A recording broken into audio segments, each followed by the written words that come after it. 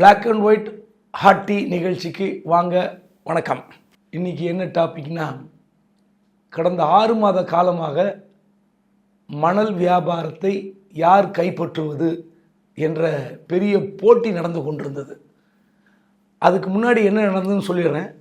இந்த மணல் குவாரிகள் அளவுக்கு அதிகமாக முறைகேடாக மணல் அள்ளுகிறார்கள் என்ற ஒரு புகாரின் அடிப்படையில் வழக்குகள் போட்டார்கள். அமலாக்கத்துறை உள்ளே வந்தது. அமலாக்கத்துறை உள்ளே வந்து 10 மாவட்ட கலெக்டர்கள் நோட்டீஸ் அமைச்சார்கள். இது ஏகப்பட்ட சிக்கலுக்குள் இந்த மணல் வியாபாரம் தடுமாறி கொண்டிருந்தது. திமுக ஆட்சிக்கு வந்த பிறகு மணல் வியாபாரத்தை யார் எடுத்து நடத்தினார்கள் என்றால் எஸ்ஆர் குரூப் என்று சொல்வார்கள். அதாவது எஸ் ராமச்சந்திரன், கரிகாலன், ரத்தினம், இந்த 3 பேர் கூட்டணி தான் தமிழ்நாடு முழுவதும் மணல் குவாரிகளை அரசாங்கத்தினுடைய ஏஜென்சிகளாக இந்த எஸ்ஆர் குரூப் செயல்பட்டு கொண்டிருந்தது. இந்த நிலையில் இந்த மணல் குவாரியில் 6 மாத காலமாக செயல்பட முடியாத அளவுக்கு சிக்கி கொண்டது. காரணம், இடி போட்ட வழக்கு.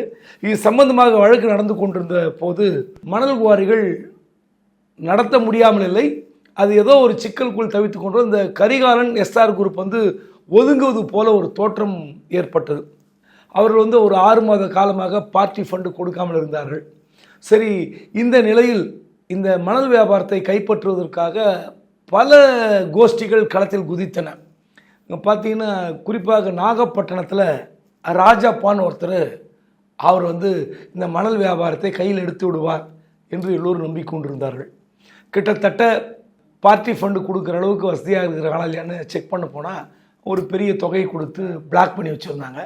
அதன் பிறகு திமுக தலைமை இந்த நபர் சரியான நபரா அப்படின்னு விசாரித்து பார்த்தா, இந்த ராஜப்பா என்னென்னா எஸ்ஆர் குரூப் அளவுக்கு வலிமையானவர் இல்லை என்றாலும் இவங்க வந்து அந்தந்த மணல் குவாரியை ஏலத்துக்கு விட்டு அங்கிருந்து பணத்தை வாங்கி கொண்டு அரசாங்கத்துக்கு கப்பம் கட்டுவது போல ஒரு தோற்றம் வந்தது. இது மணல் வியாபாரத்தை இன்னும் சிக்கலாக்கிவிடும் என்றெல்லாம் திமுக தலைவர் பயந்து விட்டார்கள். சரி, பரவாயில்ல, புதிய நபருக்கு கொடுத்தால் பல புதிய தொழிலதிபர்கள் உருவாவார்கள், திமுகவிலே சில கான்ட்ராக்டர்கள்லாம் வருவார்கள் நினச்சி பார்த்தாங்க.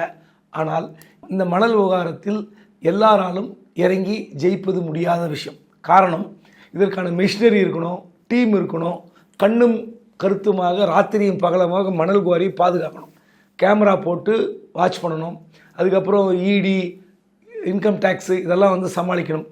ஏற்கனவே இந்த எஸ்ஆர் குரூப் வந்து அந்த அமலாக்கத்துறை தொடர்ந்த வழக்கில் ஒரு ஹைகோர்ட்டில் கேஸ் போட்டிருந்தாங்க. அந்த கேஸில் கடைசியில் ஹைகோர்ட் வந்து ஒரு தீர்ப்பு கொடுத்தது. அது எஸ்ஆர் குரூப்புக்கு சாதகமாக அமைந்து விட்டது. ஏன்னா, மணல் குவாரி விவகாரத்தில் அமலாக்கத்துறை நுழைய முடியாது, அதற்கு அனுமதி இல்லை, அவர்களுடைய எல்லை இது கிடையாது, அது ஸ்டேட் சப்ஜெக்ட்னு சொல்லி ஹைகோர்ட்டு அவங்களுடைய அமலாக்கத்துறையுடைய பெட்டிஷனை தள்ளுபடி செய்து விட்டதால் எஸ்ஆர் குரூப்புக்கு ஒரு பெரிய நிம்மதி. மீண்டும் இந்த மணல் வியாபாரத்தை எடுத்துள்ளலாம் என்று போகும்போது அந்த ராஜப்பா குரூப் முட்டி மோதி கொண்டிருந்தது. ஒரு கட்டத்தில் ஏற்கனவே மணல் வியாபாரத்தில் எல்லா விவகாரங்களும் கவனித்து கொண்டு வம்பு வழக்குகளை பார்த்து இடி விசாரணைக்கு போய் இடி விசாரணையில் பல்வேறு சிக்கல்களை சந்தித்து அவங்க வீட்டில் ரெய்டு நடத்தும் போதெல்லாம், இடி ரெய்டு நடத்தும் போதெல்லாம் பெரிய நெருக்கடியில் சிக்கியவர்கள் எஸ் ராமச்சந்திரன், ரத்தினம், கரிகாலன். இதெல்லாம் பார்க்கும்போது இவர்களே சரியானவர்கள் என்று திமுக முடிவெடுத்து இந்த புத்தாண்டிலிருந்து மீண்டும் மணல் வியாபாரத்தை எஸ்ஆர் குரூப்கிட்டே கொடுத்துட்டாங்க. அதனால் புதிய குரூப்பெல்லாம் வந்து கொஞ்சம் வருத்தத்தில் இருந்தாலும் வேறு வழி இல்லை, பழைய டீமே வந்து விட்டது என்று பழைய கான்ட்ராக்டர்கள், மணல் வியாபாரிகள்லாம் மகிழ்ச்சியில் இருக்கிறார்கள். இதெல்லாம் ஒரு பக்கம் இருந்தாலும் மணல் விலை குறையுமா? இந்த கட்டுமான நிறுவனங்கள், அப்புறம் சில தனியார் சின்ன சின்ன நிறுவனங்கள்லாம் இருக்குது, இவர்களுக்கெல்லாம் மணல் விலை வாங்க முடியாத அளவுக்கு சிக்கல் இருக்குது.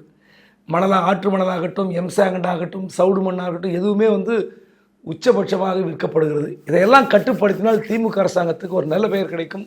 என்ன செய்வாங்கன்னு பார்ப்போம்.